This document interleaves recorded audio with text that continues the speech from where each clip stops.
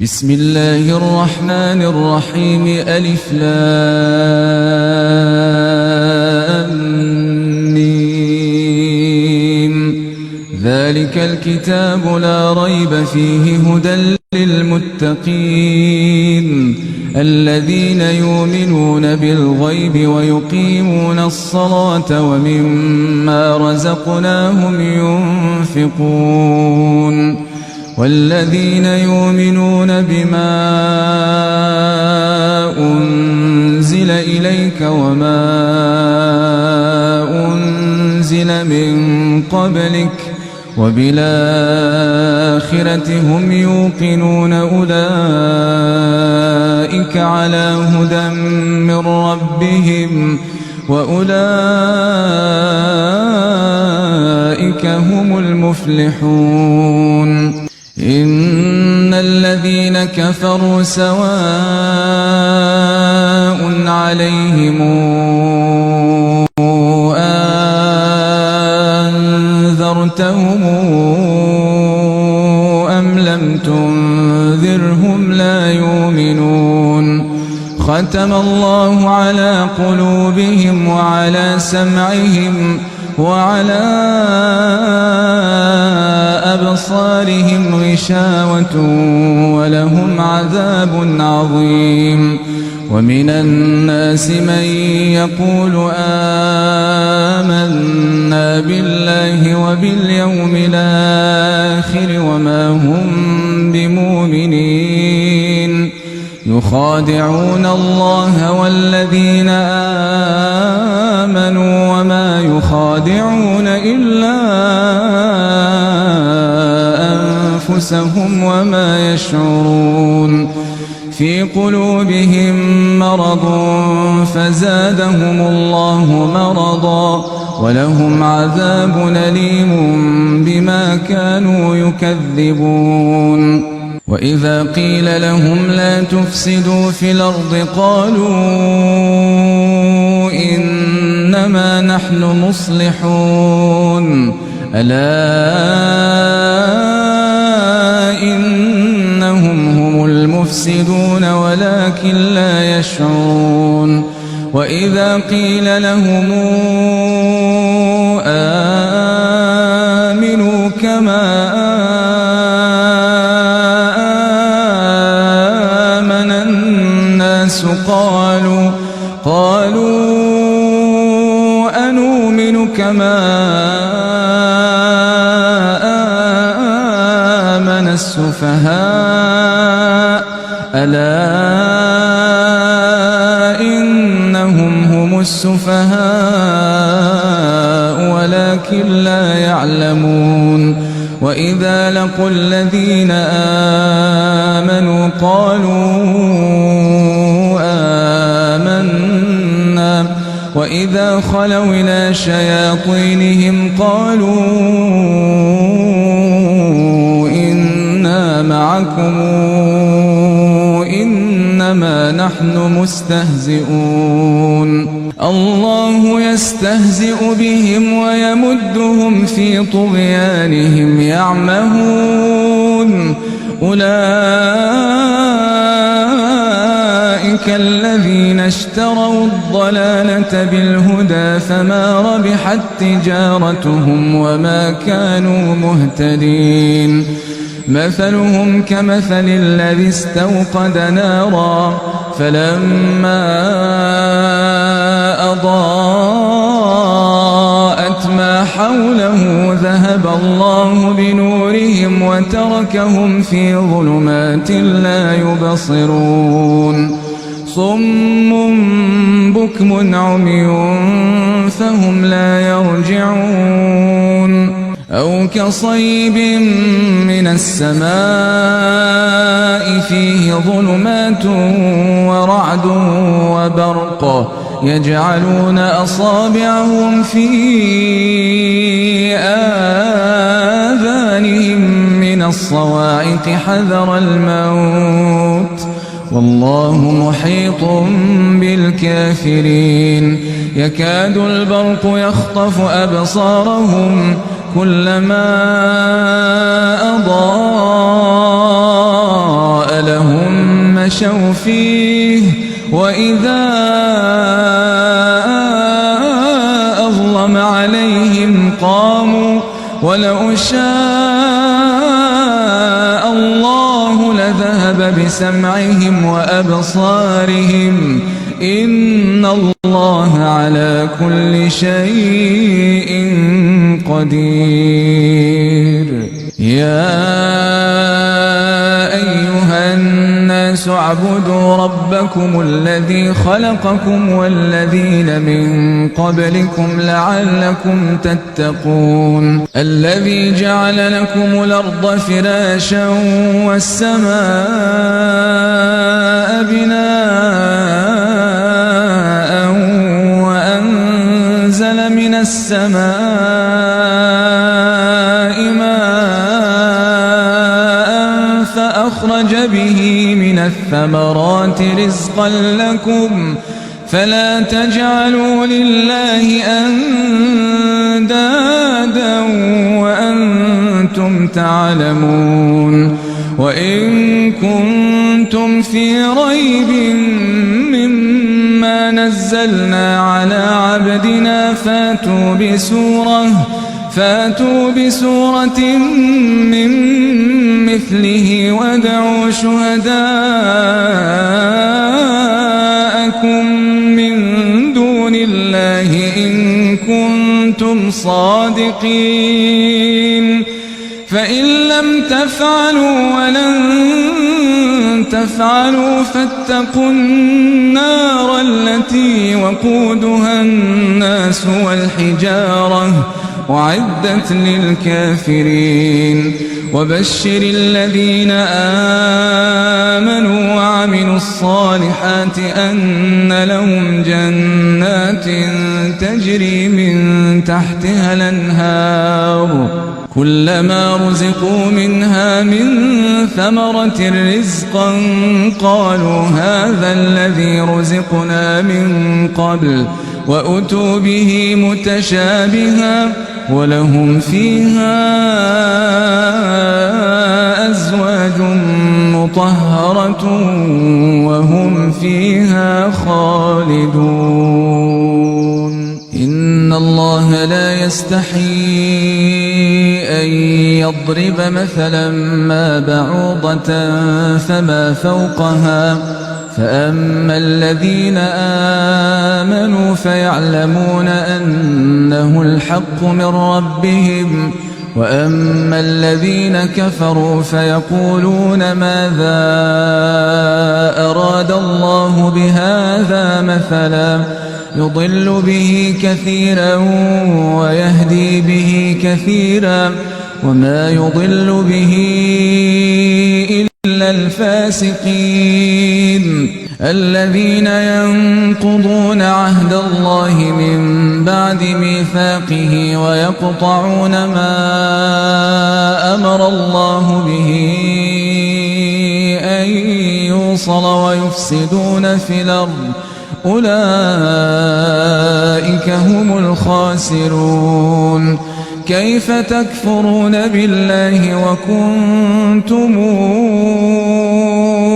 أمواتا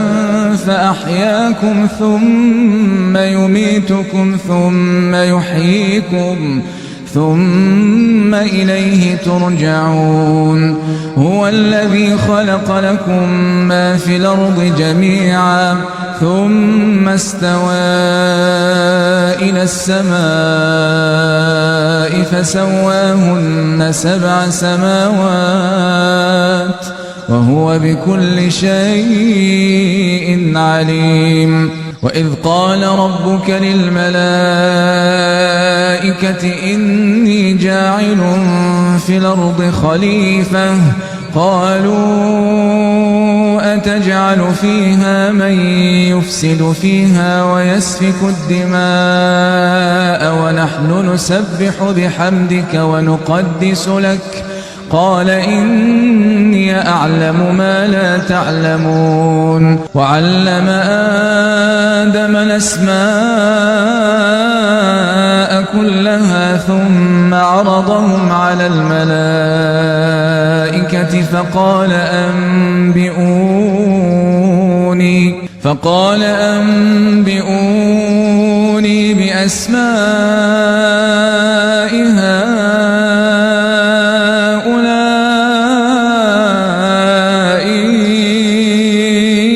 إن كنتم صادقين. قالوا سبحانك لا علم لنا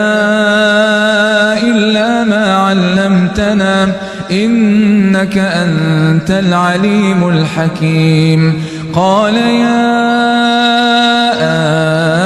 آدم أنبئهم بأسمائهم فلما أنبأهم بأسمائهم قال ألم قل لكم إني أعلم غيب السماوات والأرض وأعلم ما تبدون وما كنتم تكتمون. وإذ قلنا للملائكة اسجدوا لآدم فسجدوا إلا إبليس أبى واستكبر وكان من الكافرين. وقلنا يا آدم اسكن أنت وزوجك الجنة وكلا منها رغدا حيث شئتما ولا تقربا هذه الشجرة فتكونا من الظالمين. فأزلهما الشيطان عنها فأخرجهما مما كانا فيه وقلنا اهبطوا بعضكم لبعض عدو ولكم في الأرض مستقر ومتاع إلى حين. فتلقى آدم من ربه كلمات فتاب عليه إنه هو التواب الرحيم. قلنا اهبطوا منها جميعا فإما ياتينكم مني هدى فمن تبع هداي فلا خوف عليهم ولا هم يحزنون. والذين كفروا وكذبوا بآياتنا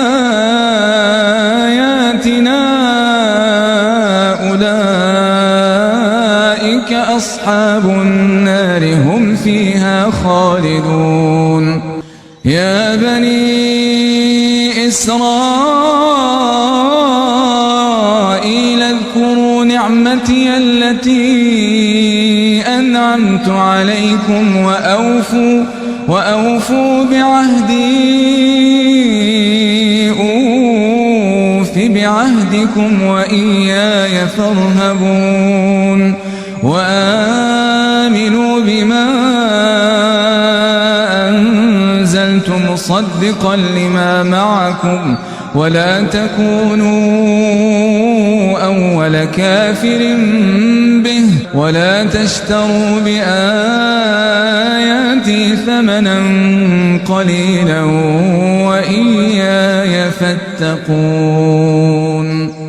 ولا تلبسوا الحق بالباطل وتكتموا الحق وأنتم تعلمون. وأقيموا الصلاة وآتوا الزكاة واركعوا مع الراكعين. أتامرون الناس بالبر وتنسون أنفسكم وأنتم تتلون الكتاب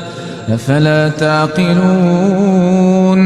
واستعينوا بالصبر والصلاة وإنها لكبيرة إلا على الخاشعين الذين يظنون أنهم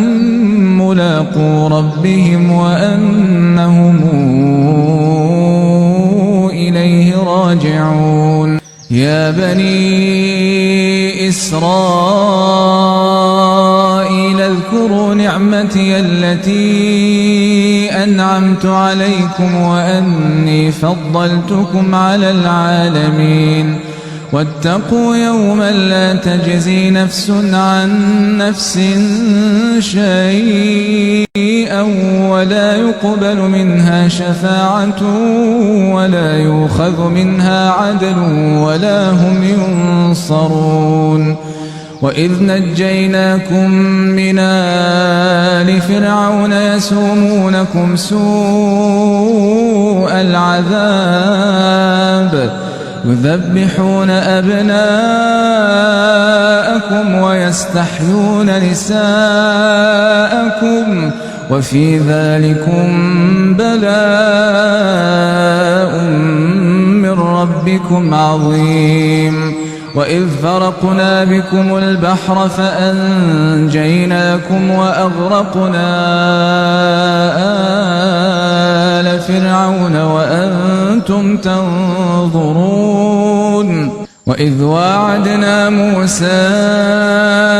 40 ليلة ثم اتخذتم العجل من بعده وأنتم ظالمون ثم عفونا عنكم من بعد ذلك لعلكم تشكرون. وإذا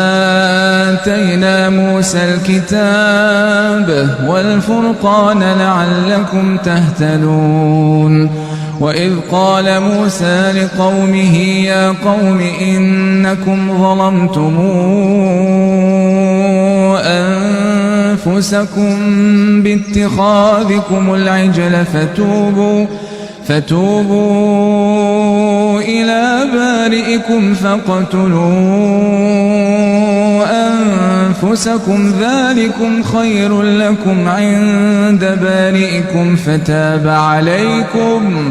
إنه هو التواب الرحيم. وإذ قلتم يا موسى لن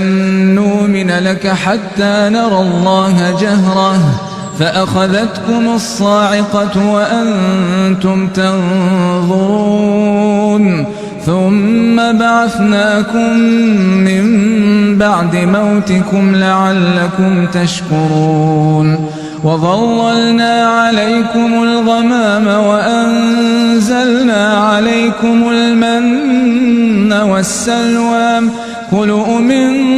طيبات ما رزقناكم وما ظلمونا ولكن كانوا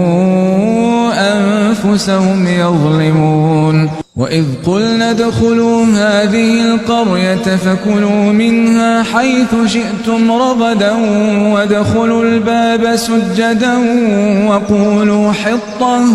وقولوا حطة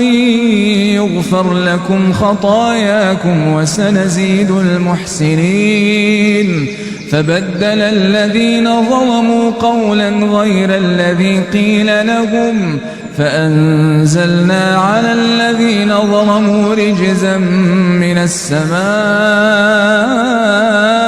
بما كانوا يفسقون. وإذ استسقى موسى لقومه فقلنا اضرب بعصاك الحجر فانفجرت منه 12 عينا قد علم كل أناس مشربهم كلوا واشربوا من رزق الله ولا تعثوا في الأرض مفسدين. وإذ قلتم يا موسى لن نصبر على طعام واحد فادع لنا ربك يخرج لنا مما تنبت الأرض من بقلها وقثائها وفومها وعدسها وبصلها قال أتستبدلون الذي هو أدنى بالذي هو خير اهبطوا مصرا فإن لكم ما سألتم وضربت عليهم الذلة والمسكنة وباءوا بغضب من الله ذلك بأنهم كانوا يكفرون بآيات الله ويقتلون النبيين بغير الحق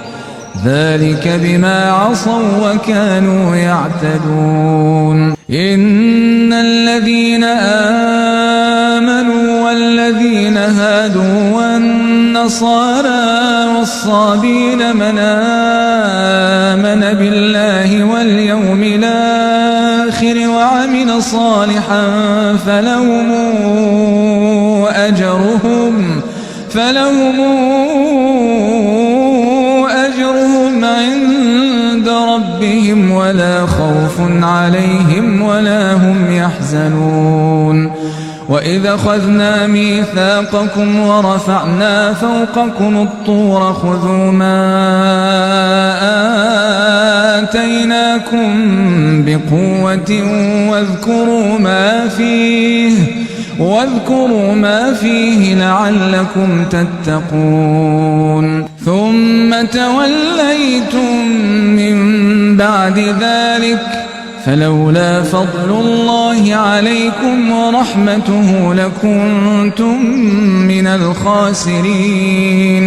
ولقد علمتم الذين اعتدوا منكم في السبت فقلنا لهم كونوا قردة خاسئين فجعلناها نكالا لما بين يديها وما خلفها وموعظة للمتقين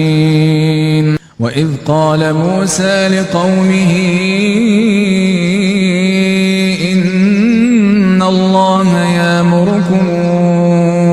أن تذبحوا بقرة قالوا أتتخذنا هزؤا قال أعوذ بالله أن أكون من الجاهلين قالوا ادع لنا ربك يبين لنا ما هي قال إنه يقول إنها بقرة لا فارض ولا بكر عوان بين ذلك فافعلوا ما تؤمرون قالوا ادع لنا ربك يبين لنا ما لونها قال إنه يقول إنها بقرة صفراء فاقع لونها تسر الناظرين قالوا ادع لنا ربك يبين لنا ما هي إن البقرة شابه علينا وإنا إن شاء الله لمهتدون قال إنه يقول إنها بقرة لا ذلول تثير الأرض ولا تسقي الحرث مسلمة لا شية فيها قالوا لا نجئت بالحق فذبحوها وما كانوا يفعلون وإذ قتلتم نفسا فادارأتم فيها والله مخرج ما كنتم تكتمون فقلنا اضربوه ببعضها كذلك يحيي الله الموتى ويريكم آياته لعلكم تعقلون ثم قست قلوبكم من بعد ذلك فهي كالحجارة أو أشد قسوة وإن من الحجارة لما يتفجر منه الأنهار وإن منها لما يشقق فيخرج منه الماء وإن منها لما يهبط من خشية الله وما الله بغافل عما تعملون أفتطمعون أن يؤمنوا لكم وقد كان فريق منهم يسمعون كلام الله ثم يحرفونه من بعد ما عقلوه وهم يعلمون وإذا لقوا الذين آمنوا قالوا آمنا وإذا خلا بعضهم إلى بعض قالوا أتحدثونهم بما فتح الله عليكم ليحاجوكم به عند ربكم أفلا تعقلون أولا يعلمون أن الله يعلم ما يسرون وما يعلنون ومنهم أميون لا يعلمون الكتاب إلا أماني وإن هم إلا يظنون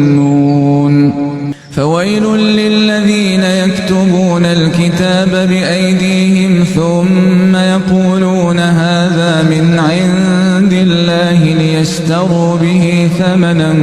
قليلا فويل لهم مما كتبت أيديهم وويل لهم مما يكسبون وقالوا لن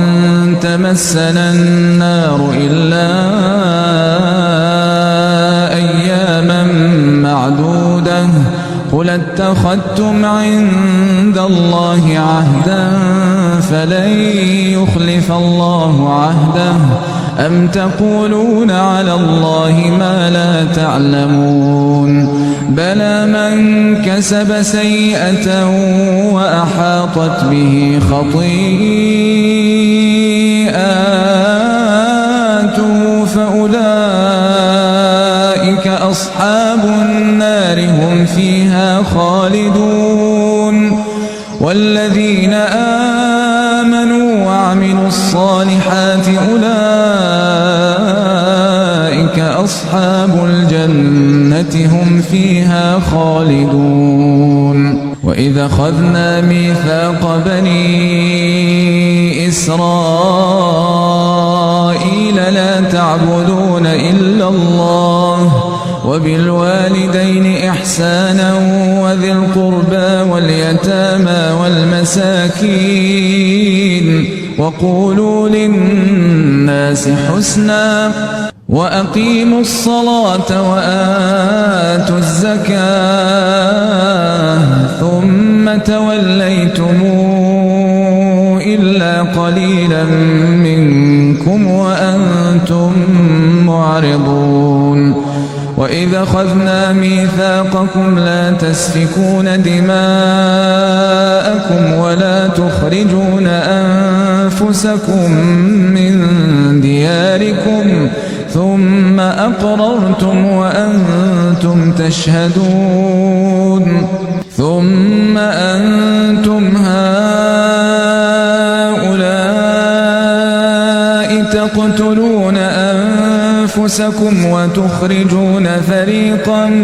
منكم من ديارهم تظاهرون عليهم بالإثم والعدوان وإن ياتوكم أسارى تفادوهم وهو محرم عليكم إخراجهم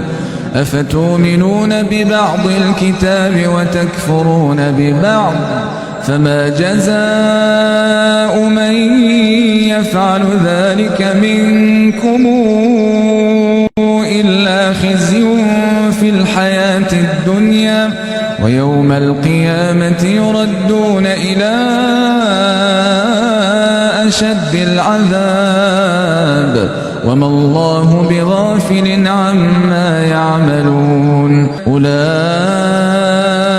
الذين اشتروا الحياة الدنيا بالآخرة فلا يخفف عنهم العذاب ولا هم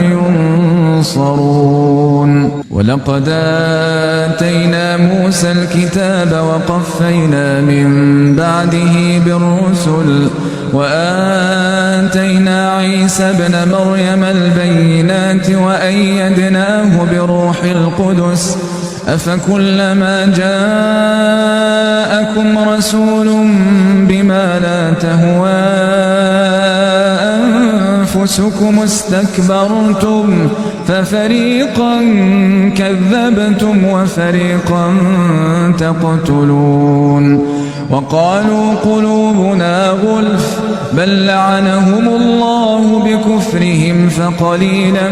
ما يؤمنون ولما جاءهم كتاب من عند الله مصدق لما معهم وكانوا من قبل يستفتحون على الذين كفروا فلما جاءهم ما عرفوا كفروا به فلعنة الله على الكافرين بئس ما اشتروا به أنفسهم أن يكفروا بما أنزل الله بغيا أن ينزل الله من فضله على من يشاء من عباده فباءوا بغضب على غضب وللكافرين عذاب مهين وإذا قيل لهم آمنوا بما أنزل الله قالوا نؤمن بما أنزل علينا ويكفرون بما وراءه وهو الحق مصدقا لما معهم قل فلم تقتلون أنبياء الله من قبل إن كنتم مؤمنين ولقد جاءكم موسى بالبينات ثم اتخذتم العجل من بعده وأنتم ظالمون وإذا أخذنا ميثاقكم ورفعنا فوقكم الطور خذوا ما آتيناكم بقوة واسمعوا قالوا سمعنا وعصينا وأشربوا في قلوبهم العجل بكفرهم قل بئس ما يأمركم به إيمانكم إن كنتم مؤمنين قل إن كانت لكم الدار الآخرة عند الله خالصة من دون الناس فتمنوا الموت إن كنتم صادقين ولن يتمنوه أبدا بما قدمت أيديهم والله عليم بالظالمين ولتجدنهم أحرص الناس على حياة ومن الذين أشركوا يود أحدهم لو يعمر 1000 سنة وما هو بمزحزحه من العذاب أن يعمر والله بصير بما يعملون قل من كان عدوا لجبريل فإنه نزله على قلبك بإذن الله مصدقا لما بين يديه وهدى وبشرى للمؤمنين من كان عدوا لله وملائكته ورسله وجبريل وميكائيل فإن الله عدو للكافرين ولقد أنزلنا إليك آيات بينات وما يكفر بها إلا الفاسقون أوكلما عاهدوا عهدا نبذه فريق منهم بل أكثرهم لا يؤمنون ولما جاءهم رسول من عند الله مصدق لما معهم نبذ فريق من الذين أوتوا الكتاب كتاب الله وراء ظهورهم نبذ فريق من الذين أوتوا الكتاب كتاب الله وراء ظهورهم كأنهم لا يعلمون واتبعوا ما تتلو الشياطين على ملك سليمان وما كفر سليمان ولكن الشياطين كفروا يعلمون الناس السحر وما أنزل على الملكين ببابل هاروت وماروت وما يعلمان من أحد حتى يقولا إنما نحن فتنة فلا تكفر فيتعلمون منهما ما يفرقون به بين المرء وزوجه وما هم بضارين به من أحد إلا بإذن الله ويتعلمون ما يضرهم ولا ينفعهم ولقد علموا لمن اشتراه ما له في الآخرة من خلاق ولبئس ما شروا به أنفسهم لو كانوا يعلمون ولو أنهم آمنوا واتقوا لمثوبة من عند الله خير لو كانوا يعلمون يا أيها الذين آمنوا لا تقولوا راعنا وقولوا انظرنا واسمعوا وللكافرين عذاب أليم ما يود الذين كفروا من أهل الكتاب ولا المشركين أن ينزل عليكم من خير من ربكم والله يختص برحمته من يشاء والله ذو الفضل العظيم ما ننسخ من آية أو ننسها نات بخير منها أو مثلها ألم تعلم أن الله على كل شيء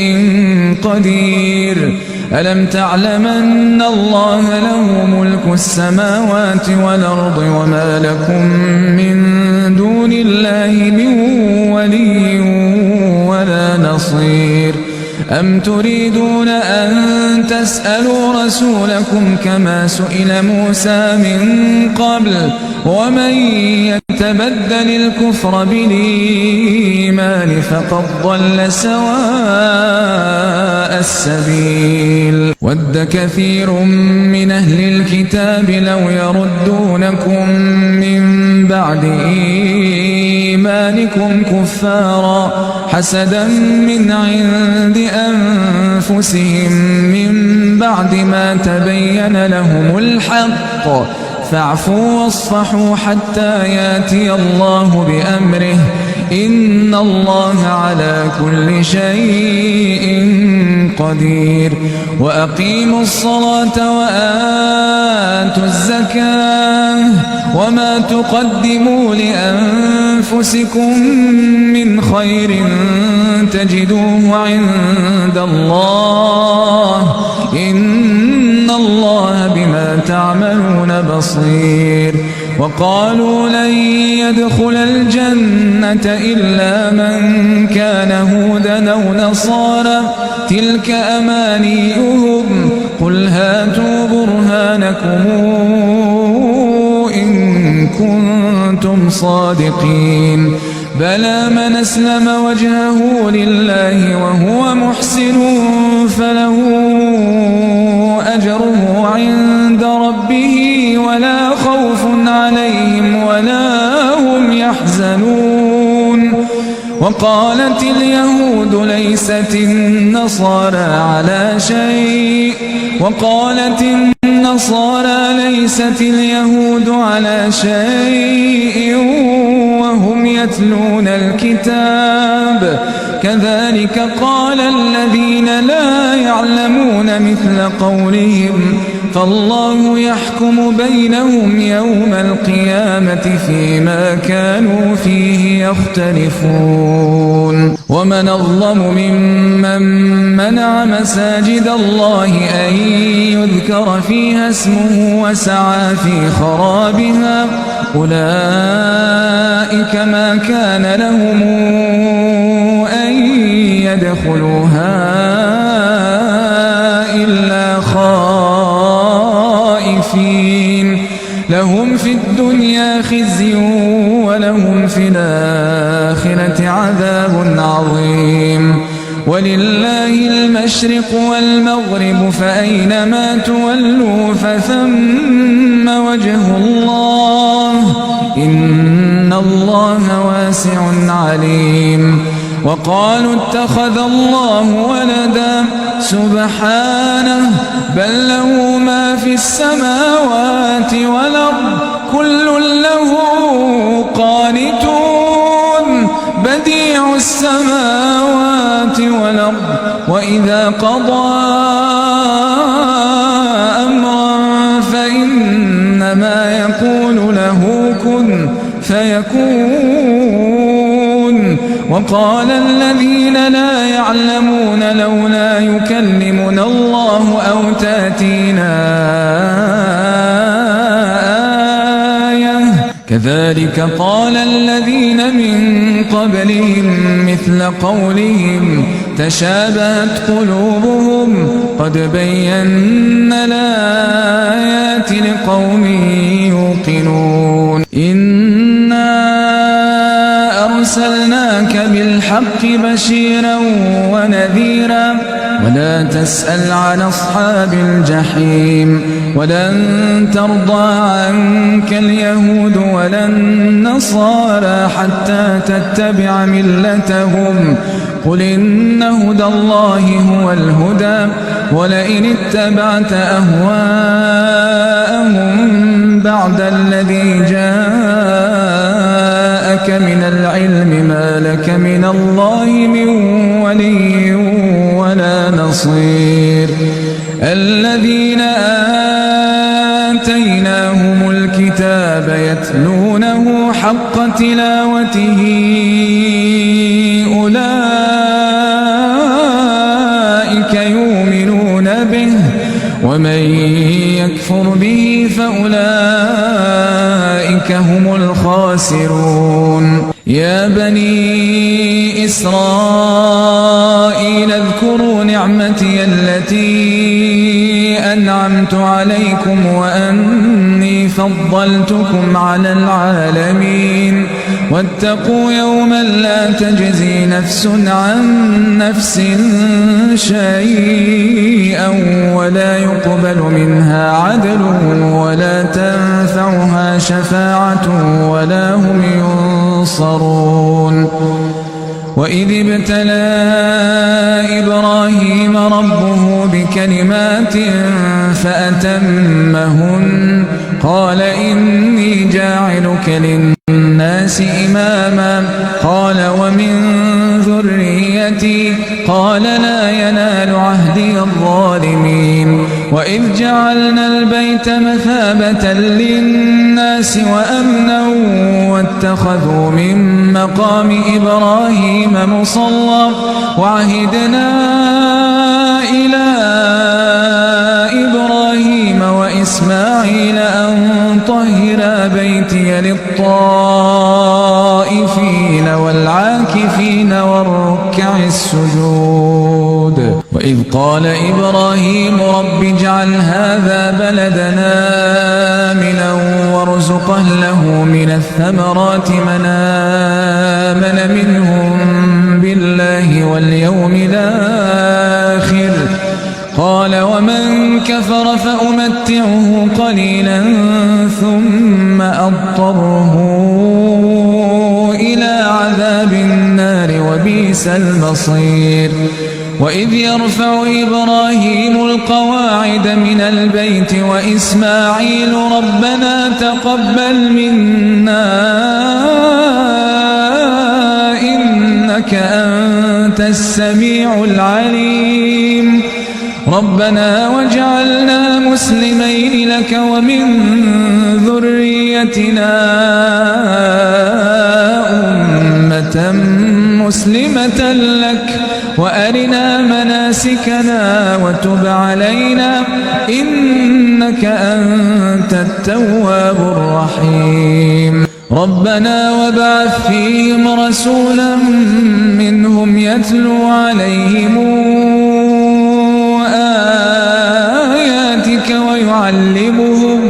ويعلمهم الكتاب والحكمة ويزكيهم إنك أنت العزيز الحكيم ومن يرغب عن ملة إبراهيم إلا من سفه نفسه ولقد اصطفيناه في الدنيا وإنه في الآخرة لمن الصالحين إذ قال له ربه أسلم قال أسلمت لرب العالمين وأوصى بها إبراهيم بنيه ويعقوب يا بني إن الله اصطفى لكم الدين فلا تموتن إلا وأنتم مسلمون أم كنتم شهداء إذ حضر يعقوب الموت إذ قال لبنيه ما تعبدون من بعدي قالوا نعبد إلهك وإله آبائك إبراهيم وإسماعيل وإسحاق إلها واحدا ونحن له مسلمون تلك أمة قد خلت لها ما كسبت ولكم ما كسبتم ولا تسألون عما كانوا يعملون وقالوا كونوا هودا أو نصارى تهتدوا قل بل ملة إبراهيم حنيفا وما كان من المشركين قولوا آمنا بالله وما أنزل إلينا وما أنزل إلى إبراهيم وإسماعيل وإسحاق ويعقوب والأسباط وما أوتي موسى وعيسى وما أوتي النبيون من ربهم لا نفرق بين أحد منهم ونحن له مسلمون فإن آمنوا بمثل ما آمنتم به فقد اهتدوا وإن تولوا فإنما هم في شقاق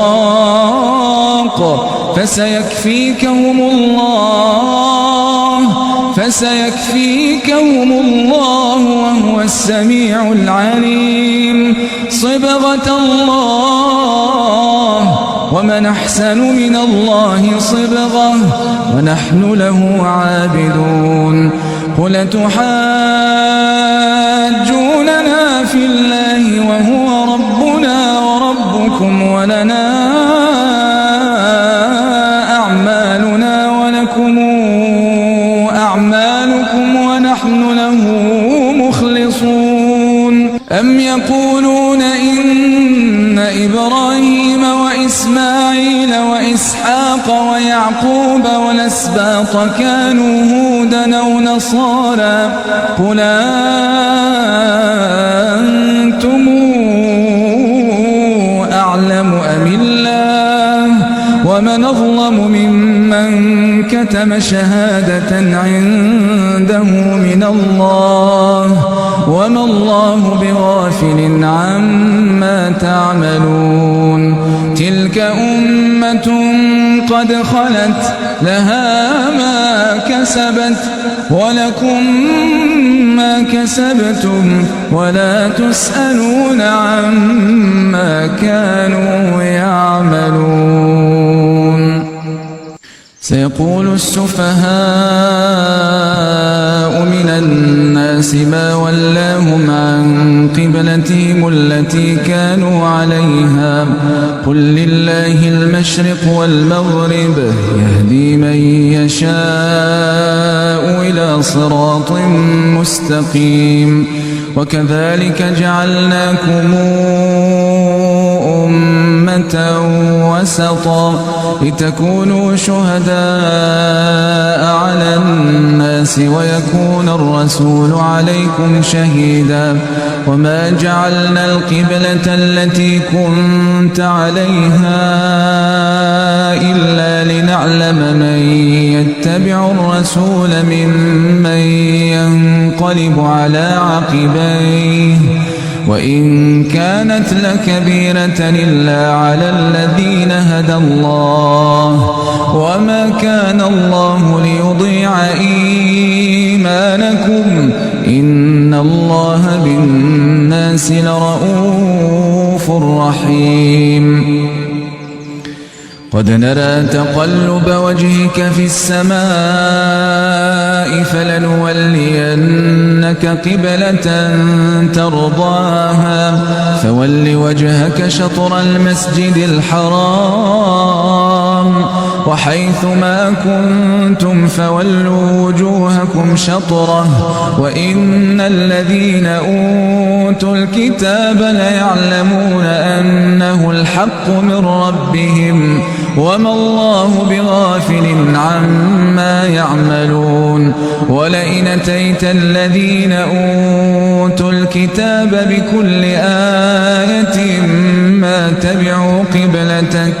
وما أنت بتابع قبلتهم وما بعضهم بتابع قبلة بعض ولئن اتبعت أهواءهم من بعد ما جاءك من العلم إنك إذا لمن الظالمين الذين آتيناهم الكتاب يعرفونه كما يعرفون أبناءهم وإن فريقا منهم ليكتمون الحق وهم يعلمون الحق من ربك فلا تكونن من الممترين ولكل وجهة هو موليها فاستبقوا الخيرات أينما تكونوا يات بكم الله جميعا إن الله على كل شيء قدير ومن حيث خرجت فول وجهك شطر المسجد الحرام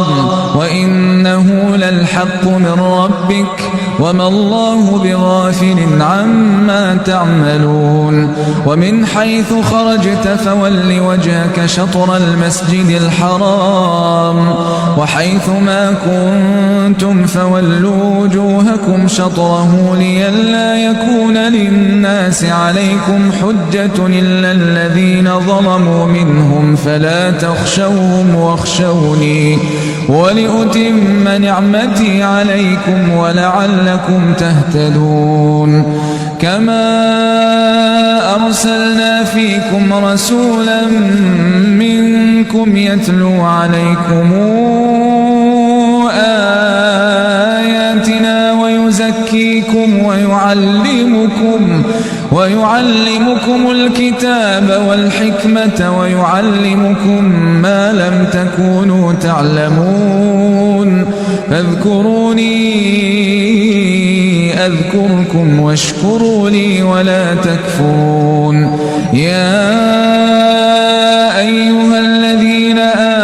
آمنوا استعينوا بالصبر والصلاة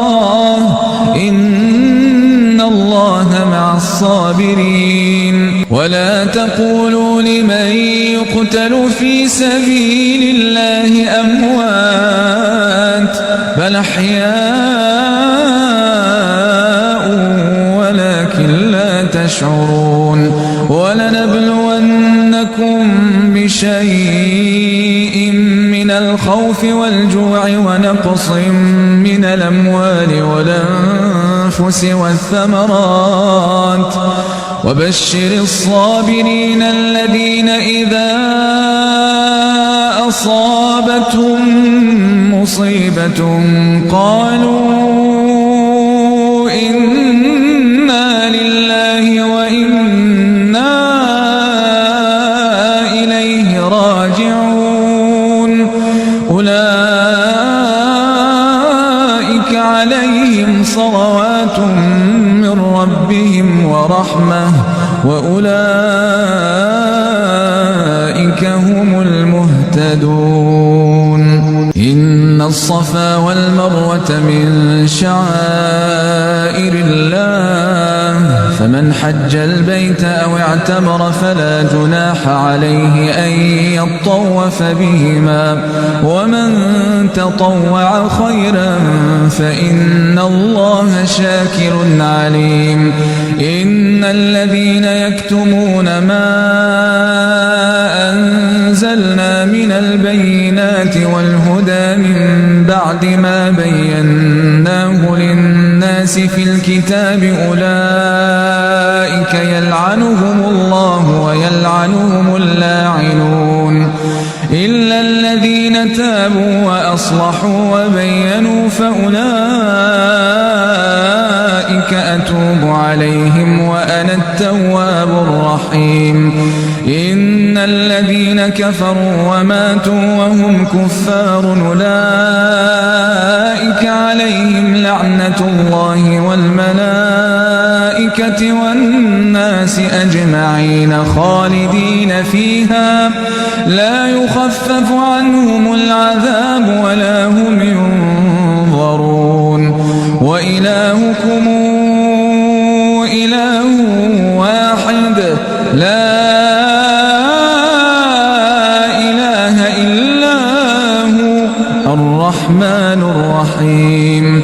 إن في خلق السماوات والأرض واختلاف الليل والنهار والفلك التي تجري في البحر بما ينفع الناس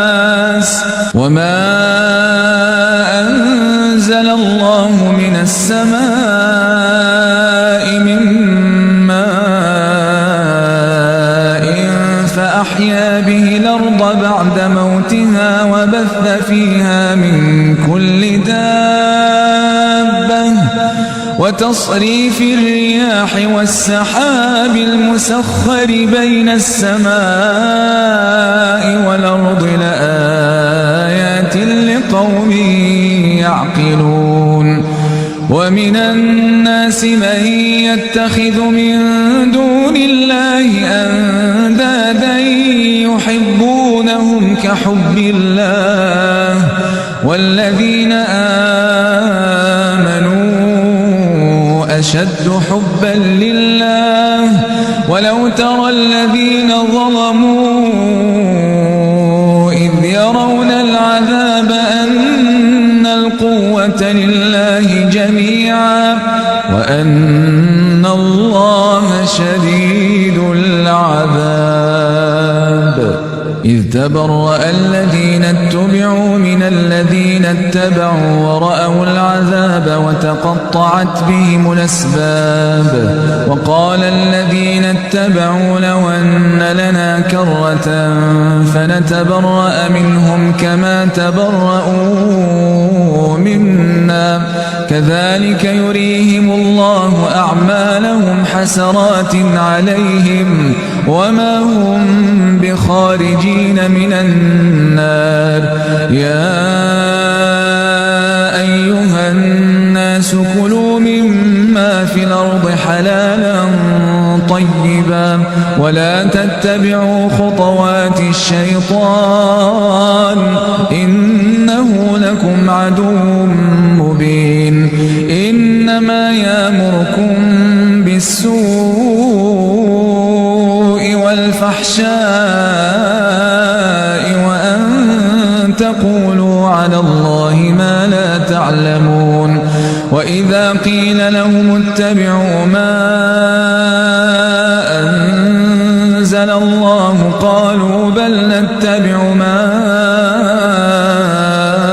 ألفينا عليه آباءنا أولو كان آباؤهم لا يعقلون شيئا ولا يهتدون ومثل الذين كفروا كمثل الذي ينعق بما لا يسمع إلا دعاء ونداء صم بكم عمي فهم لا يعقلون يا أيها الذين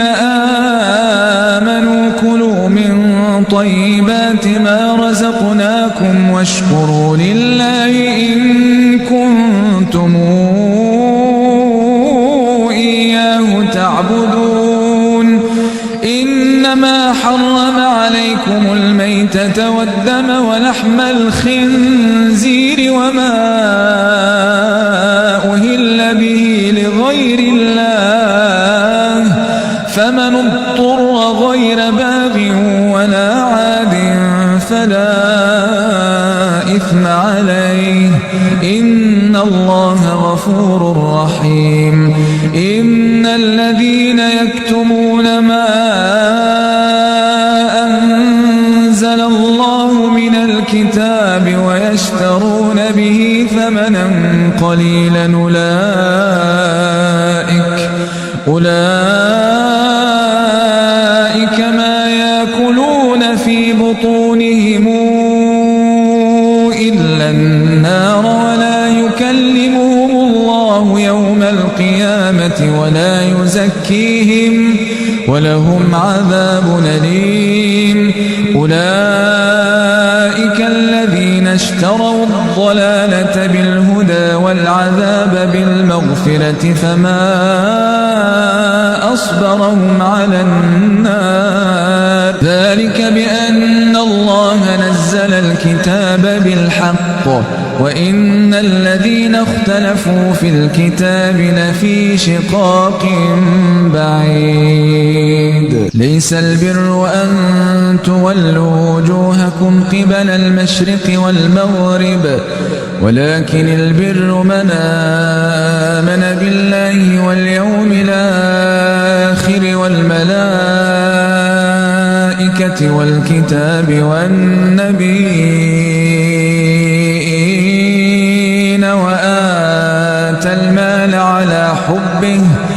وآتى المال على حبه ذوي القربى واليتامى والمساكين وابن السبيل والسائلين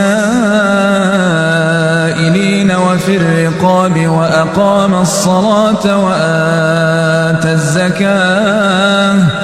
والموفون بعهدهم إذا عاهدوا والصابرين في البأساء والضراء وحين البأس أولئك الذين صدقوا وأولئك هم المتقون يا أيها الذين آمنوا كتب عليكم القصاص في القتلى الحر بالحر والعبد بالعبد والأنثى بالأنثى فمن عفي له من أخيه شيء فاتباع بالمعروف وأداء إليه بإحسان ذلك تخفيف من ربكم ورحمة فمن اعتدى بعد ذلك فله عذاب أليم ولكم في القصاص حياة يا أولي الألباب لعلكم تتقون كتب عليكم إذا حضر أحدكم الموت إن ترك خيرا الوصية للوالدين والأقربين بالمعروف حقا على المتقين فمن بدله بعدما سمعه فإنما إثمه على الذين يبدلونه إن الله سميع عليم فمن خاف من موص جنفا أو إثما فأصلح بينهم فلا إثم عليه إن الله غفور رحيم يا أيها الذين آمنوا كتب عليكم الصيام كما كتب على الذين من قبلكم لعلكم تتقون أياما معدودات فمن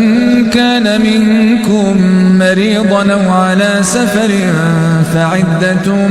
من أيام أخر وعلى الذين يطيقونه فدية طعام مساكين فمن تطوع خيرا فهو خير له وأن تصوموا خير لكم إن كنتم تعلمون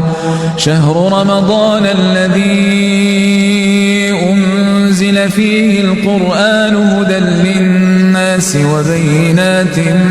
من الهدى والفرقان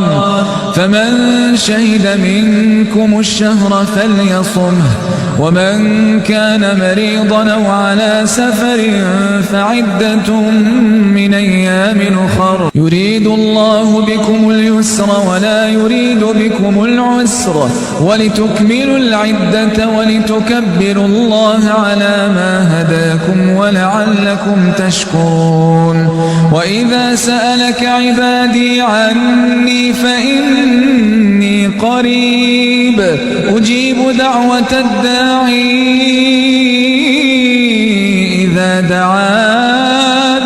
فليستجيبوا لي وليؤمنوا بي لعلهم يرشدون أحل لكم ليلة الصيام الرفث إلى نسائكم هن لباس لكم وأنتم لباس لهن علم الله أنكم كنتم تختانون أنفسكم فتاب عليكم وعفى عنكم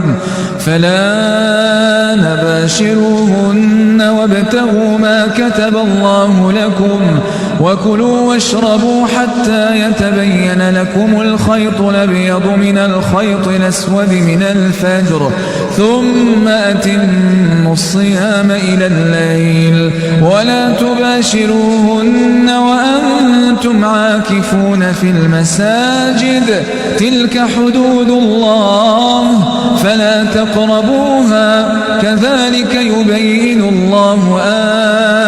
آياته للناس لعلهم يتقون ولا تأكلوا أموالكم بينكم بالباطل وتدلوا بها إلى الحكام لتأكلوا فريقا من أموال الناس بالإثم وأنتم تعلمون يسألونك عن الأهلة قل هي مواقيت للناس والحج وليس البر بأن تأتوا البيوت من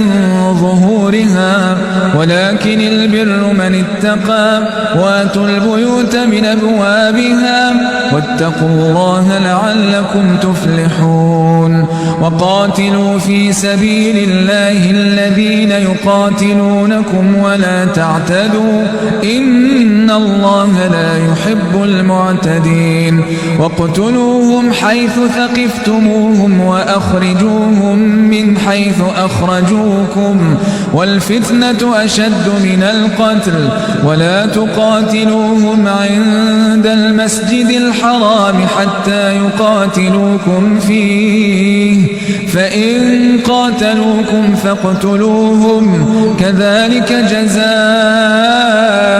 الكافرين فإن انتهوا فإن إن الله غفور رحيم وقاتلوهم حتى لا تكون فتنة ويكون الدين لله فإن انتهوا فلا عدوان إلا على الظالمين الشهر الحرام بالشهر الحرام والحرمات قصاص فمن اعتدى عليكم فاعتدوا عليه بمثل ما اعتدى عليكم واتقوا الله واعلموا أن الله مع المتقين وأنفقوا في سبيل الله ولا تلقوا بأيديكم إلى التهلكة وأحسنوا إن الله يحب المحسنين وأتموا الحج والعمرة لله فإن احصرتم فما استيسر من الهدي ولا تحلقوا رؤوسكم حتى يبلغ الهدي محله فمن كان منكم مريضا أو به أذى من رأسه ففدية من صيام أو صدقة أو نسك فإذا أمنتم فمن تمتع بالعمرة إلى الحج فما استيسر من الهدي فمن لم يجد فصيام 3 أيام في الحج و7 إذا رجعتم تلك 10 كاملة ذلك لمن لم يكن أهله حاضر المسجد الحرام واتقوا الله واعلموا أن الله شديد العقاب الحج أشهر معلومات فمن فرض فيهن الحج فلا رفث ولا فسوق ولا جدال في الحج وما تفعلوا من خير يعلمه الله وتزودوا فإن خير الزاد التقوى واتقون يا أولي الألباب ليس عليكم جناح أن تبتغوا فضلا من ربكم فإذا أفضتم من عرفات فاذكروا الله عند المشعر الحرام واذكروه كما هداكم وإن كنتم من قبله لمن الضالين ثم أفيضوا من حيث أفاض الناس واستغفروا الله إن الله غفور رحيم فإذا قضيتم مناسككم فاذكروا الله كذكركم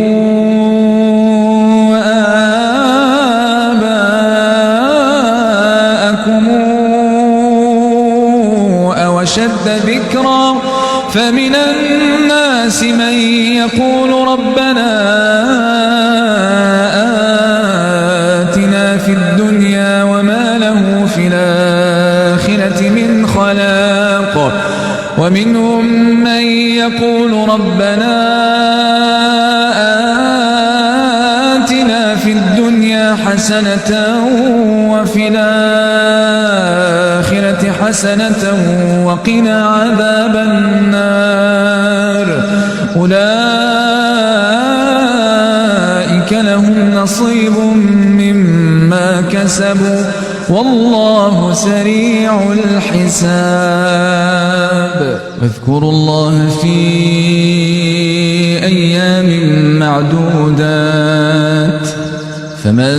تعجل في يومين فلا إثم عليه ومن تأخر فلا إثم عليه لمن اتقى واتقوا الله واعلموا أنكم إليه تحشرون ومن الناس من يعجبك قوله في الحياة الدنيا ويشهد الله على ما في قلبه وهو ألد الخصام وإذا تولى سعى في الأرض ليفسد فيها ويهلك الحرث والنسل والله لا يحب الفساد وإذا قيل له اتق الله أخذته العزة بالإثم فحسبه جهنم ولبئس المهاد ومن الناس من يشري نفسه ابتغاء مرضات الله والله رؤوف بالعباد يا أيها الذين آمنوا ادخلوا في السلم كافة ولا تتبعوا خطوات الشيطان إنه لكم عدو مبين فإن زللتم من بعد ما جاءتكم البينات فاعلموا أن الله عزيز حكيم هل ينظرون إلا أن يأتيهم الله في ظلل من الغمام والملائكة وقضي الأمر وإلى الله ترجع الأمور سل بني إسرائيل كما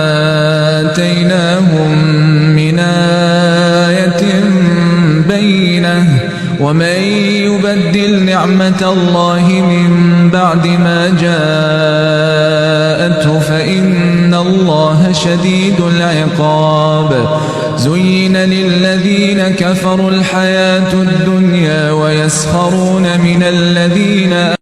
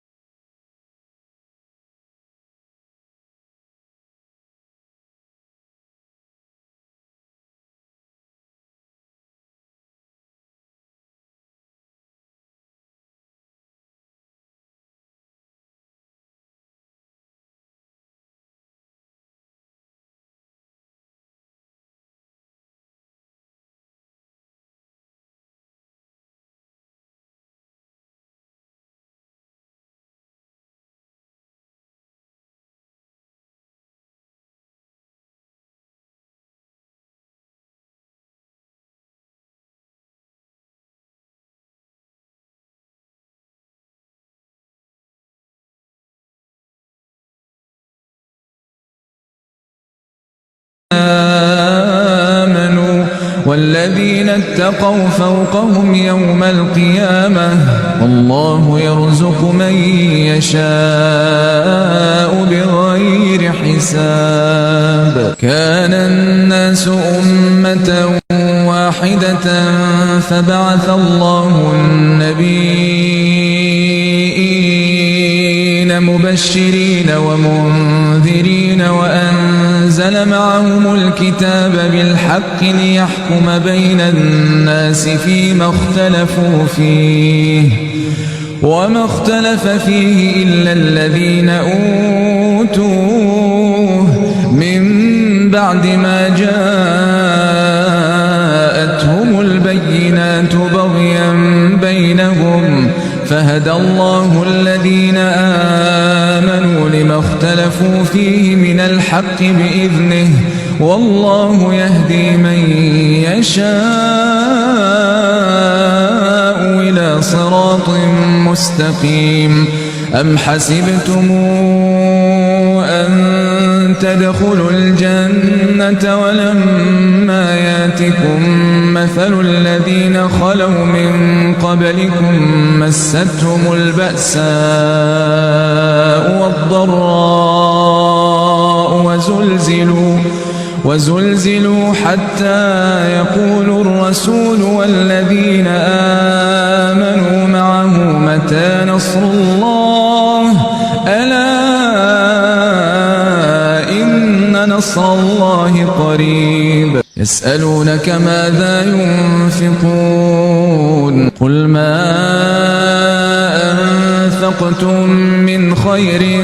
فللوالدين والأقربين واليتامى والمساكين وابن السبيل وما تفعلوا من خير فإن الله به عليم. كتب عليكم القتال وهو كره لكم وعسى أن تكرهوا شيئا وهو خير لكم وعسى أن تحبوا شيئا وهو شر لكم والله يعلم وأنتم لا تعلمون. يسألونك عن الشهر الحرام قتال فيه قل قتال فيه كبير وصد عن سبيل الله وكفر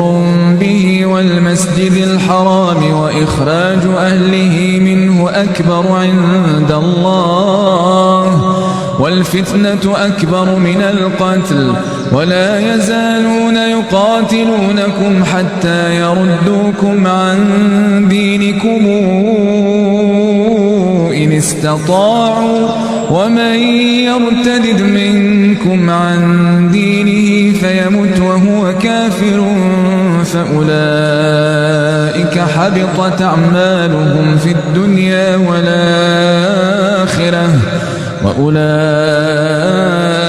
أصحاب النار هم فيها خالدون. إن الذين آمنوا والذين هاجروا وجاهدوا في سبيل الله أولئك يرجون رحمة الله والله غفور رحيم. يسألونك عن الخمر والميسر قل فيهما إثم كبير ومنافع للناس وإثمهما أكبر من نفعهما ويسألونك ماذا ينفقون قل العفو كذلك يبين الله لكم الآيات لعلكم تتفكرون في الدنيا والآخرة. ويسألونك عن اليتامى قل إصلاح لهم خير وإن تخالطوهم فإخوانكم والله يعلم المفسد من المصلح ولو شاء الله لأعنتكم إن الله عزيز حكيم. ولا تنكحوا المشركات حتى يؤمن ولأمة مؤمنة خير من مشركة ولو أعجبتكم ولا تنكحوا المشركين حتى يؤمنوا ولعبد مؤمن خير من مشرك ولو أعجبكم أولئك يدعون إلى النار والله يدعو إلى الجنة والمغفرة بإذنه ويبين آياته للناس للناس لعلهم يتذكرون ويسألونك عن المحيض قل هو أذى فاعتزلوا النساء في المحيض ولا تقربوهن حتى يطهرن فإذا تطهرن فاتوهن من حيث أمركم الله إن الله يحب التوابين ويحب المتطهرين نساؤكم حرث لكم فاتوا حرثكم أنى شئتم وقدموا لأنفسكم واتقوا الله واعلموا أنكم ملاقوه وبشر المؤمنين ولا تجعلوا الله عرضة لأيمانكم أن تبروا وتتقوا وتصلحوا بين الناس والله سميع عليم لا يؤاخذكم الله باللغو في أيمانكم ولكن يؤاخذكم بما كسبت قلوبكم والله غفور حليم للذين يولون من نسائهم تربص 4 أشهر فإن فاءوا فإن الله غفور رحيم وإن عزموا الطلاق فإن الله سميع عليم والمطلقات يتربصن بأنفسهن 3 قروء ولا يحل لهن أن يكتمن ما خلق الله في أرحامهن إن كن يؤمن بالله واليوم الآخر وبعولتهن أحق بردهن في ذلك إن أرادوا إصلاحا ولهن مثل الذي عليهن بالمعروف وللرجال عليهن درجة والله عزيز حكيم الطلاق 2 فإمساك بمعروف أو تسريح بإحسان ولا يحل لكم أن تأخذوا مما آتيتموهن شيئا إلا أن يخافا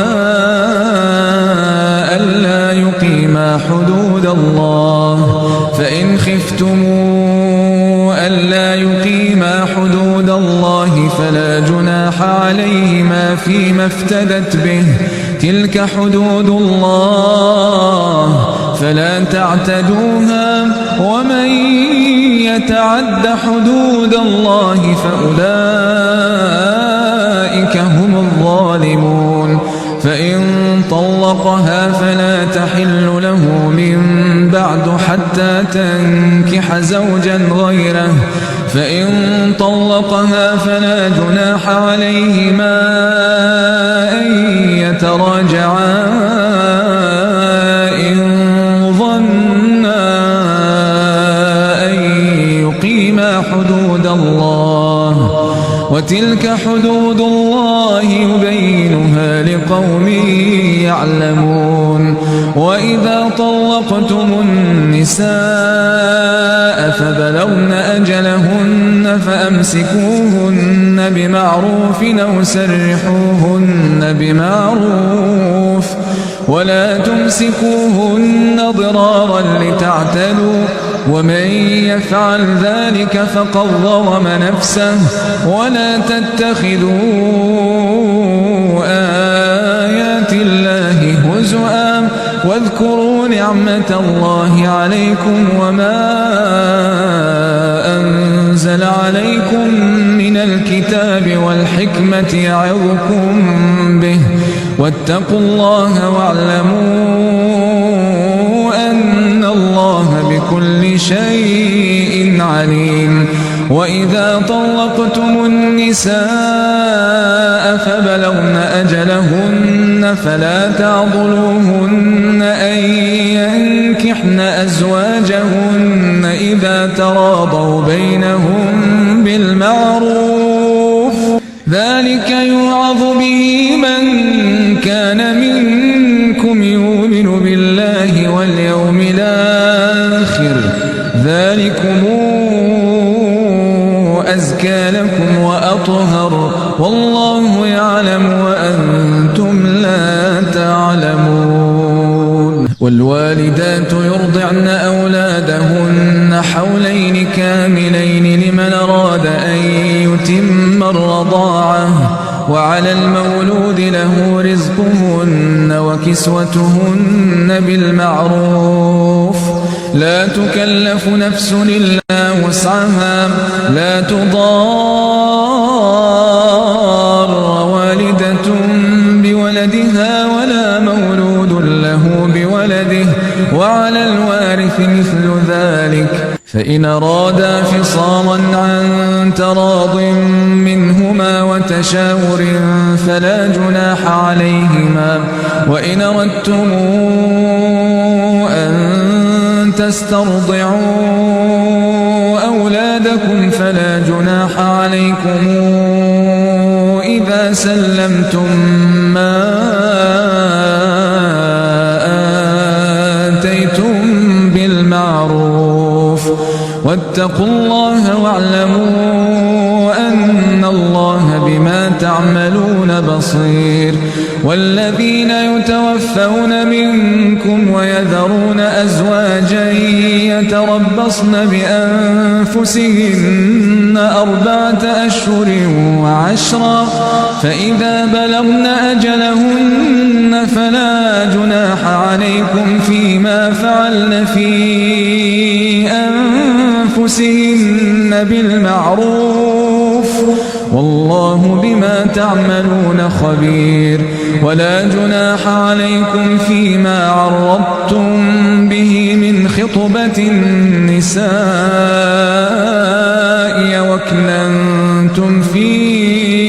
أنفسكم علم الله أنكم ستذكرونهن ولكن لا تواعدوهن سرا إلا أن تقولوا قولا معروفا ولا تعزموا عقدة النكاح حتى يبلغ الكتاب أجله واعلموا أن الله يعلم ما في أنفسكم فاحذروه واعلموا أن الله غفور حليم. لا جناح عليكم إن طلقتم النساء ما لم تمسوهن أو تفرضوا لهن فريضة ومتعوهن على الموسع قدره وعلى المقتر قدره متاعا بالمعروف حقا على المحسنين. وإن طلقتموهن من قبل أن تمسوهن وقد فرضتم لهن فريضة فنصف ما فرضتم إلا أن يعفون أو يعفو الذي بيده عقدة النكاح وأن تعفوا أقرب للتقوى ولا تنسوا الفضل بينكم إن الله بما تعملون بصير. حافظوا على الصلوات والصلاة الوسطى وقوموا لله قانتين فإن خفتم فرجالا أو ركبانا فإذا أمنتم فاذكروا الله كما علمكم ما لم تكونوا تعلمون. والذين يتوفون منكم ويذرون أزواجا وصية لأزواجهم متاعا إلى الحول غير إخراج فإن خرجن فلا جناح عليكم فيما فعلن في أنفسهن من معروف والله عزيز حكيم. وللمطلقات متاع بالمعروف حقا على المتقين كذلك يبين الله لكم آياته لعلكم تعقلون. ألم تر إلى الذين خرجوا من ديارهم وهم ألوف حذر الموت فقال لهم الله موتوا ثم أحياهم إن الله لذو فضل على الناس ولكن أكثر الناس لا يشكرون. وقاتلوا في سبيل الله واعلموا أن الله سميع عليم. من ذا الذي يقرض الله قرضا حسنا فيضاعفه له أضعافا كثيرة والله يقبض ويبسط وإليه ترجعون. ألم تر إلى الملأ من بني إسرائيل من بعد موسى إذ قالوا لنبي لهم ابعث لنا ملكا نقاتل في سبيل الله قال هل عسيتم إن كتب عليكم القتال ألا تقاتلوا قالوا وما لنا ألا نقاتل في سبيل الله وقد أخرجنا من ديارنا وأبنائنا فلما كتب عليهم القتال تولوا إلا قليلا منهم والله عليم بالظالمين. وقال لهم نبيهم إن الله قد بعث لكم طالوت ملكا قالوا أنى يكون له الملك علينا ونحن أحق بالملك منه ولم يؤت سعة من المال قال إن الله اصطفاه عليكم وزاده بسطة في العلم والجسم والله يؤتي ملكه من يشاء والله واسع عليم. وقال لهم نبيهم إن آية ملكه أن يأتيكم التابوت فيه سكينة من ربكم وبقية مما ترك آل موسى وآل هارون تحمله الملائكة إن في ذلك لآية لكم إن كنتم مؤمنين. فلما فصل طالوت بالجنود قال إن الله مبتليكم بنهر فمن شرب منه فليس مني ومن لم يطعمه فإنه مني إلا من اغترف غرفة بيده فشربوا منه إلا قليلا منهم فلما جاوزه هو والذين آمنوا معه قالوا لا طاقة لنا اليوم بجالوت وجنوده قال الذين يظنون أنهم ملاقوا الله كم من فئة قليلة غلبت فئة كثيرة بإذن الله والله مع الصابرين. ولما برزوا لجالوت وجنوده قالوا ربنا أفرغ علينا صبرا وثبت أقدامنا وانصرنا على القوم الكافرين فهزموهم بإذن الله وقتل داود جالوت وآتاه الله الملك والحكمة وعلمه مما يشاء ولولا دفاع الله الناس بعضهم ببعض لفسدت الأرض ولكن الله ذو فضل على العالمين تلك آيات الله نتلوها عليك بالحق وإنك لمن المرسلين كانوا يعملون تلك الرسل فضلنا بعضهم على بعض منهم من كلم الله ورفع بعضهم درجات وآتينا عيسى ابن مريم البينات وأيدناه بروح القدس ولو شاء الله ما اقتتل الذين من بعدهم من بعد ما جاءتهم البينات ولكن اختلفوا فمنهم من آمن ومنهم من كفر ولو شاء الله ما اقتتلوا ولكن الله يفعل ما يريد يا أيها الذين آمنوا أنفقوا مما رزقناكم من قبل أن ياتي يوم لا بيع فيه ولا خلة ولا شفاعة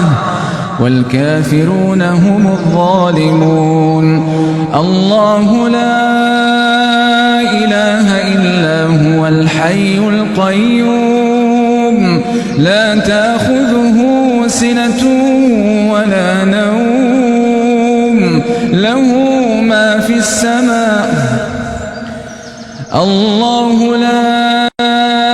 إله إلا هو الحي القيوم لا تأخذه سنة ولا نوم له ما في السماوات وما في الأرض من ذا الذي يشفع عنده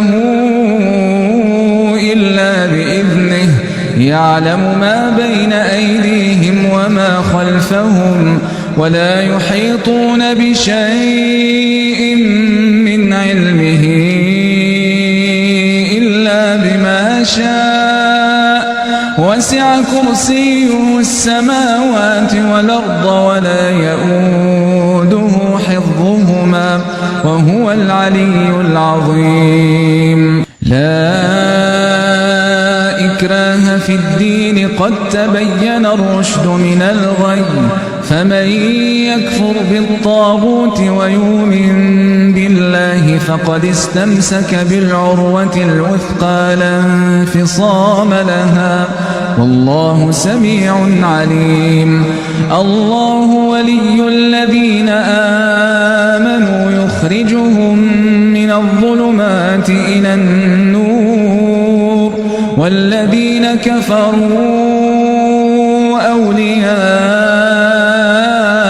الطاغوت يخرجونهم من النور إلى الظلمات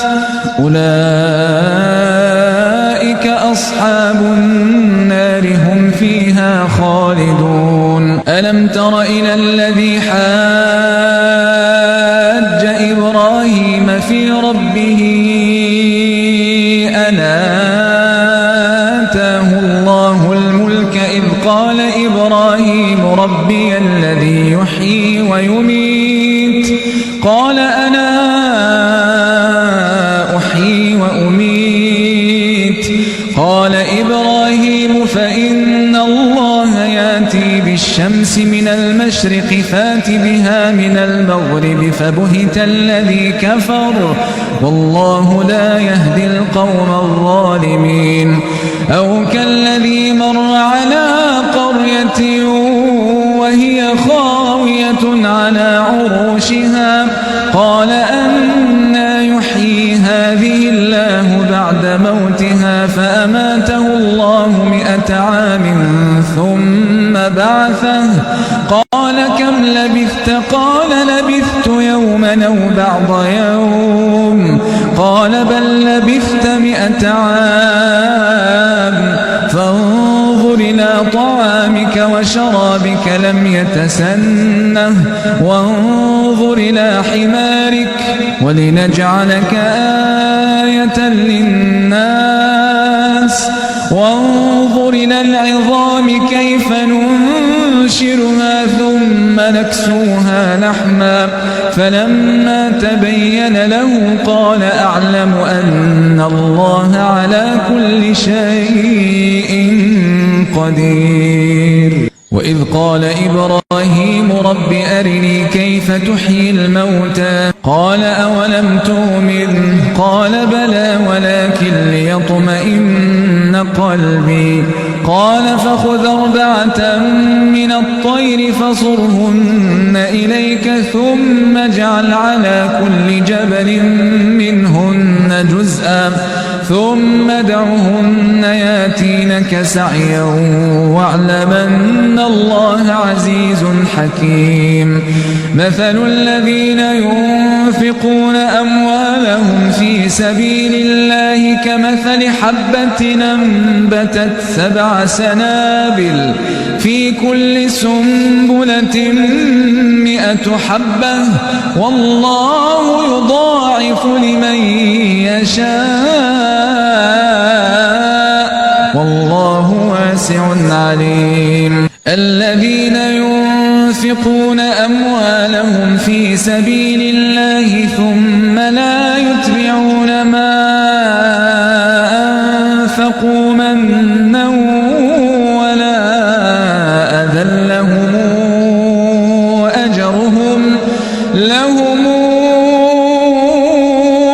أجرهم عند ربهم ولا خوف عليهم ولا هم يحزنون. قول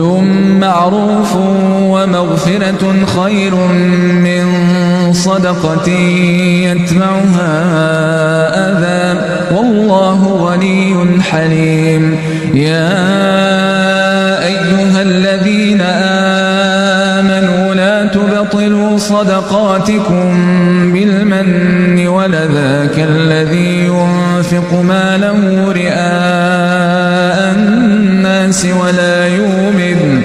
ولا يؤمن بالله واليوم الآخر فمثله كمثل صفوان عليه تراب فأصابه وابل فتركه صلدا لا يقدرون على شيء مما كسبوا والله لا يهدي القوم الكافرين. ومثل الذين ينفقون أموالهم ابتغاء مرضات الله وتثبيتا من أنفسهم كمثل جنة بربوة أصابها وابل فآتت أكلها ضعفين فإن لم يصبها وابل فطل والله بما تعملون بصير. أيود أحدكم أن تكون له جنة من نخيل وأعناب تجري من تحتها الأنهار له فيها من كل الثمرات وأصابه الكبر وله ذرية ضعفاء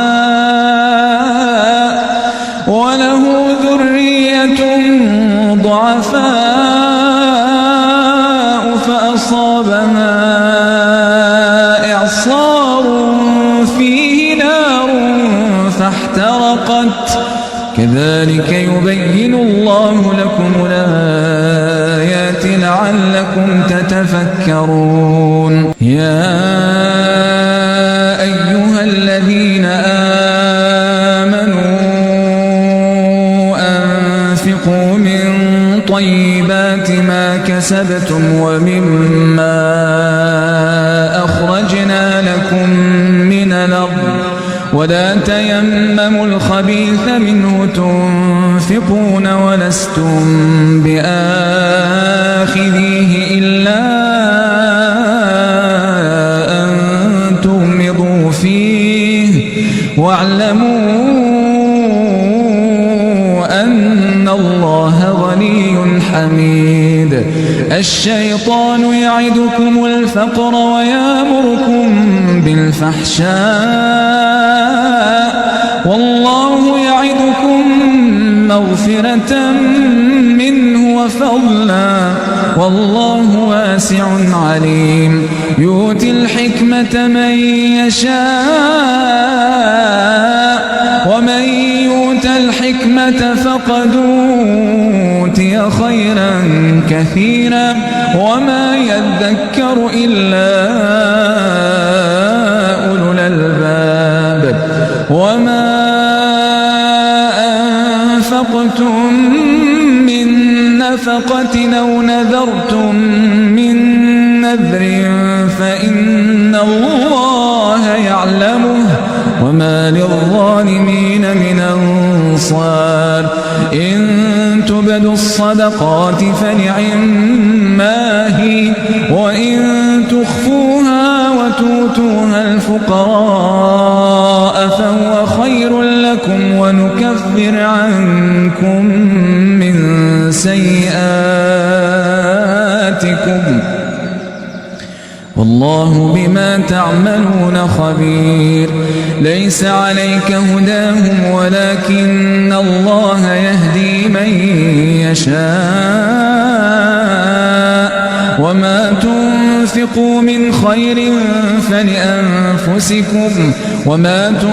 تنفقون إلا ابتغاء وجه الله وما تنفقوا من خير يوفى إليكم وأنتم لا تظلمون. للفقراء الذين أحصروا في سبيل الله لا يستطيعون ضربا في الأرض يحسبهم الجاهل أغنياء من التعفف تعرفهم بسيماهم لا يسألون الناس إلحافا وما تنفقوا من خير فإن الله به عليم. الذين ينفقون أموالهم بالليل والنهار سرا وعلانية فلهم أجرهم عند ربهم ولا خوف عليهم ولا هم يحزنون. الذين يأكلون الربا لا يقومون إلا كما يقوم الذي يتخبطه الشيطان من المس ذلك بأنهم قالوا إنما البيع مثل الربا وأحل الله البيع وحرم الربا فمن جاءه موعظة من ربه فانتهى فله ما سلف وأمره إلى الله ومن عاد فأولئك أصحاب النار هم فيها خالدون. يمحق الله الربا ويربي الصدقات والله لا يحب كل كفار أثيم. إن الذين آمنوا وعملوا الصالحات وأقاموا الصلاة وآتوا الزكاة لهم أجرهم عند ربهم ولا خوف عليهم ولا هم يحزنون. يا أيها الذين آمنوا اتقوا الله وذروا ما بقي من الربا إن كنتم مؤمنين فإن لم تفعلوا فآذنوا بحرب من الله ورسوله وإن تبتم فلكم رؤوس أموالكم لا تظلمون ولا تظلمون وإن كان ذو عسرة فنظرة إلى ميسرة وأن تصدقوا خير لكم إن كنتم تعلمون واتقوا يوما ترجعون فيه إلى الله ثم توفى كل نفس ما كسبت وهم لا يظلمون يا أيها الذين آمنوا إذا تداينتم بدين إلى أجل مسمى فاكتبوه وليكتب بينكم كاتب بالعدل ولا ياب كاتب أن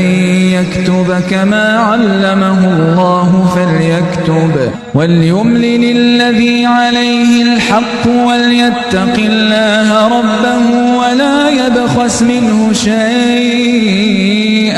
فإن كان الذي عليه الحق سفيها أو ضعيفا أو لا يستطيع أن يمل هو فليملل وليه بالعدل واستشهدوا شهيدين من رجالكم فإن لم يكونا رجلين فرجل وامرأتان ممن ترضون من الشهداء أن تضل إحداهما فتذكر إحداهما الأخرى ولا ياب الشهداء إذا ما دعوا ولا تسأموا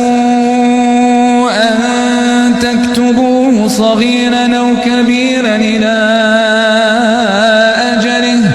ذلكم أقسط عند الله وأقوم للشهادة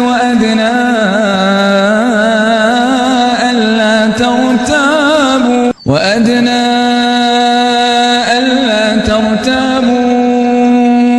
إلا أن تكون تجارة حاضرة تديرونها بينكم فليس عليكم جناح ألا تكتبوها وأشهدوا إذا تبايعتم ولا يضار كاتب ولا شهيد وإن تفعلوا فإنه فسوق بكم واتقوا الله ويعلمكم الله والله بكل شيء عليم وإن كنتم على سفر ولم تجدوا كاتبا فرهان مقبوضة فإن من بعضكم بعضا فليؤد الذي اؤتمن أمانته وليتق الله ربه ولا تكتموا الشهادة ومن يكتمها فإنه آثم قلبه والله بما تعملون عليم لله ما في السماوات وما في الأرض وإن تبدوا ما في أنفسكم أو تخفوه يحاسبكم به الله فيغفر لمن يشاء ويعذب من يشاء والله على كل شيء قدير آمن الرسول بما أنزل إليه من ربه والمؤمنون كلنا آمن بالله وملائكته وكتبه ورسله لا نفرق بين أحد رسله وقالوا سمعنا وأطعنا غفرانك ربنا وإليك المصير. لا يكلف الله نفسا إلا وسعها، لها ما كسبت وعليها ما اكتسبت. ربنا لا تؤاخذنا إن نسينا أو أخطأنا، ربنا ولا تحمل علينا إصرا كما حملته على الذين من قبلنا، ربنا ولا تحملنا ما لا طاقة لنا به، واعف عنا واغفر لنا وارحمنا، أنت مولانا فانصرنا على القوم